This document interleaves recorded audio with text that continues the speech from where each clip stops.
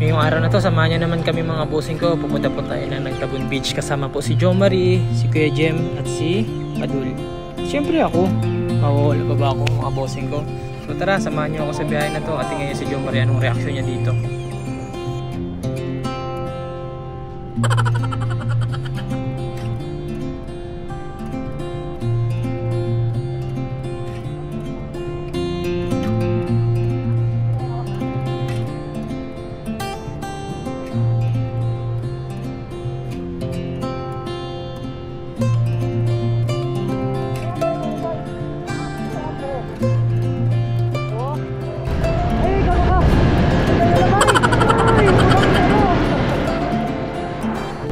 Kung makikita nyo nga dyan mga bossing ko, si Jo Marie talagang nanginginig pa nagpapatakbo ko ng motor, lalo na pagdating sa banking. Talagang ginagawa ko siyang good time kung katuwaan pag nagbumotor ako. Pero ganun pa man, dobling pag-iingat. At sa mga kapwa ko rider dyan, ingat po kayo parate. At bago ang lahat, intro muna natin yan mga bossing ko. Matutuwa lang talaga sa reaction nila.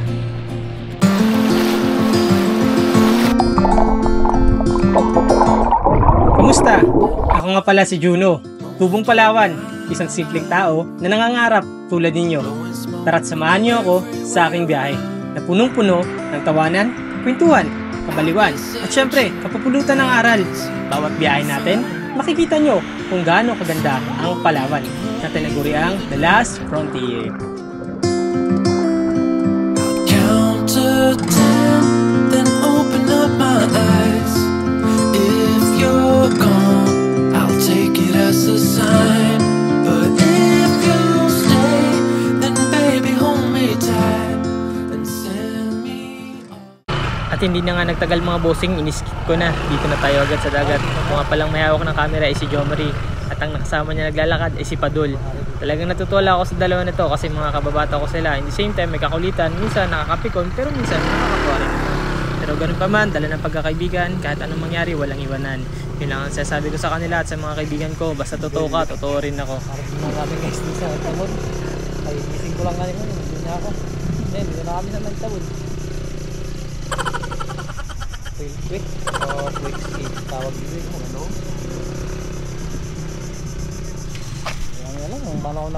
Yan nga pala si Jo Marie is kinuha ko lang sa kanila habang natutulog. As in natutulog, mga siguro 2 hours or 1 and a half pa lang siya natutulog.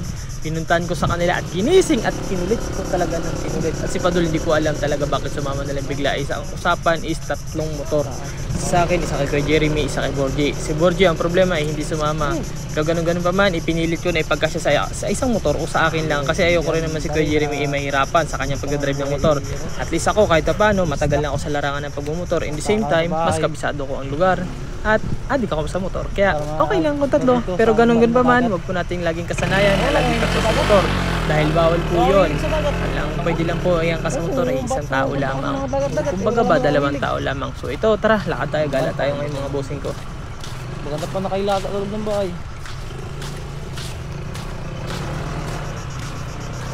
Wow. Ay, wow. Vlog tara tayo guys. Tayo dun. Saan?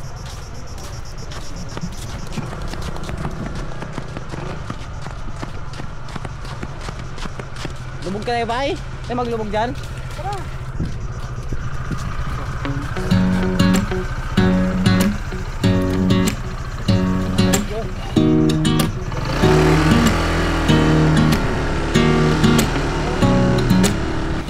From Puerto Princesa City o sa town proper mismo ng Puerto Princesa, ang layo po ng Nagtabon Beach ay aabot ng mga 30 minutes to 40 minutes para po sa mga hindi nagmamadali. Or sa mga nagmamadali, kaya po siya ng 25 minutes. At sa mga gusto lang po ng safe ride, 30 minutes to 40 minutes, pinaka-safe na po yan. So ilang mga bossing ko, ingat po kayo parate pag pupunta kayo ng Nagtabon Beach. Hindi po basta-basta ang daan. Ingat po kayo sa mga curb, in the same time sa mga tulay. At napansin ko nga lang pagdating ko dito sa Nagtabon Beach ay talagang hibas or low tide. At napakaganda po talaga ng dagat sa ngayon. Yan po mga bato na yan kapag high tide di po yung nakikita.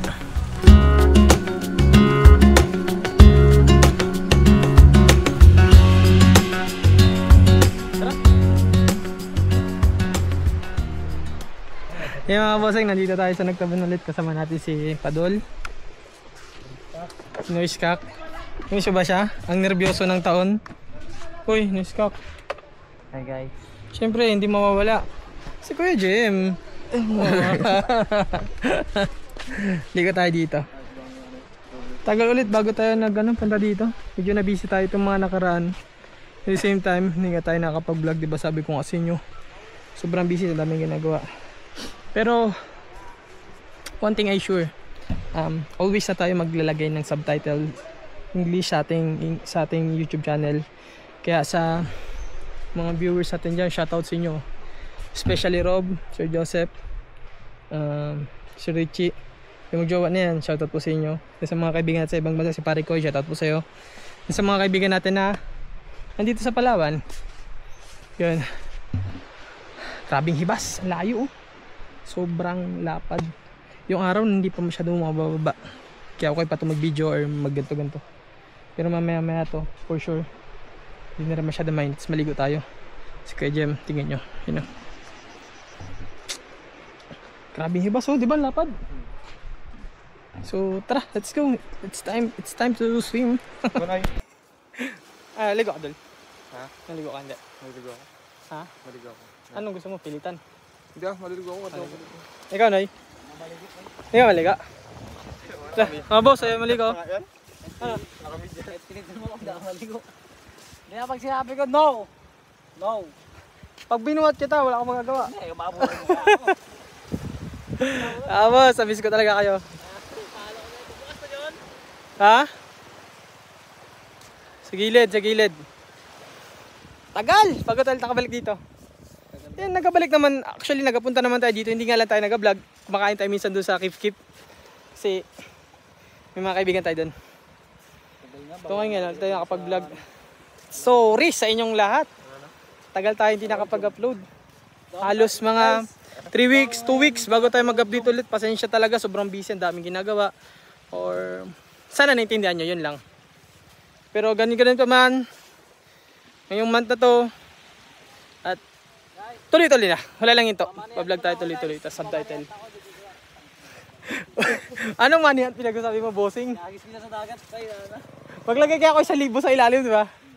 Sa Facebook kasi nagpapamanihan tayo doon, naglalagay tayo ng ng mga gift, mga reward yan. Kung sino makakita, kanya na. Pero dito sa Facebook, total malalayo naman kayo lahat ng mga viewers ko. Kaya hindi tayo makakapag siguro magpapa-Gcash lang tayo. Kasi may mga extra na rin na pumapasok, so possible na magkaroon tayo ng mga rewards sa mga viewers talaga natin. At the same time, sa mga tumutulong sa atin dyan sa YouTube, sa tumutulong sa akin, maraming salamat sa inyo. Maraming salamat. Yun lang, wala na akong ibang gusto sabihin. So tara, ligom na tayo. Kasing si Kuya Jem. Ha? Ilaw yun, takbo!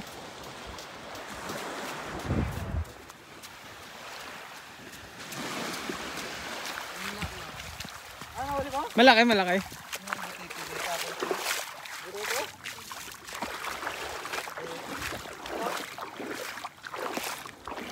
Oh. Ako ba dyan? Nina na. Awa naman. Popper fish.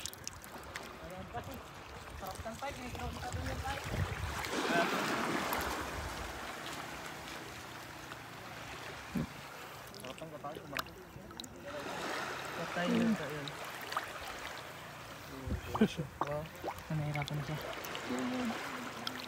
Go. Hali ha. Nina na siya. Yung mga ano yan, trap. Go.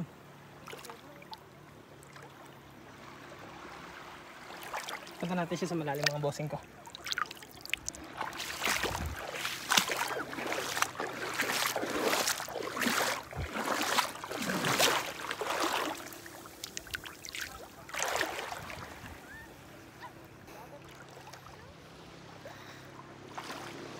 Na-miss ko dito. Minsan pa nagda-dive ako, may mga nakikita ko dyan corals sa maganda. Patay na. Wawa naman. May mga corals sa maganda mga nabubuhay. Yung problema minsan, siyempre may mga nagda-dive din. Or nasisira yung coral. Sayang. Pero ganun pa man. Hindi naman kasi dito yung tourist attraction is yung hindi naman yung mga corals. Ang tourist attraction dito is yung buhangin, white sand. magandang sunset. Kagaya nito. Di ba? Kaya sa mga nagbabalak pumunta ng Palawan, pumunta na kayo, message nyo lang ako sa aking Gmail, nandiyan sa baba. Ayun, puffer fish na patay, kawawa din. Kanina na ano yun, medyo may na mamatay, papatay niya. Pero save pa ni Kuya Jem. Ito naman, dead snow. Kawawa. Pretty well, baby.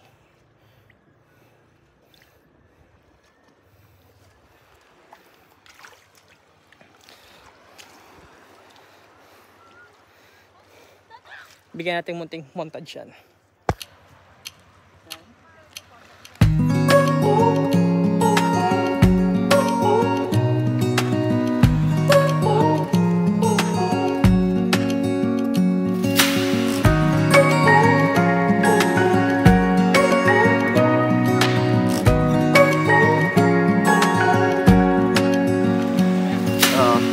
Searching for something that ain't lost. Have we got our lines crossed? We're wasting time on stuff that doesn't really matter, while wishing for something better. I try to fix things that weren't broken, misunderstandings and words unspoken. We fall apart and I won't dare to say, do you feel the same way?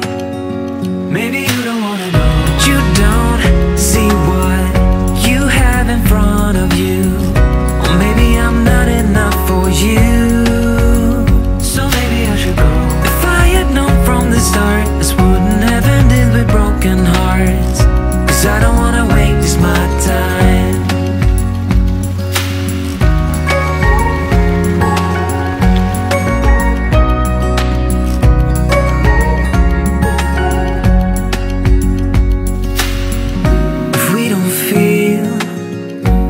Same way, then don't pretend that everything's okay.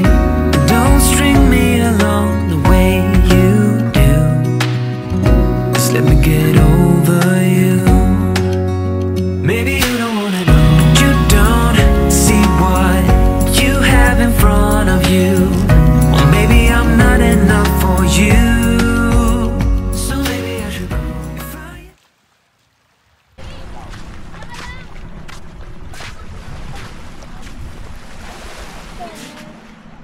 Super ganda. Nakatawa ko.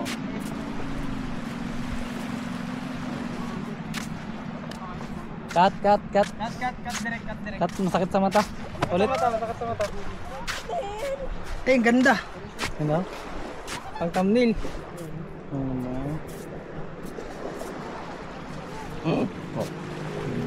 Wow. Yep, hey. Pero na, video kami ni Badal. Ay, ito na!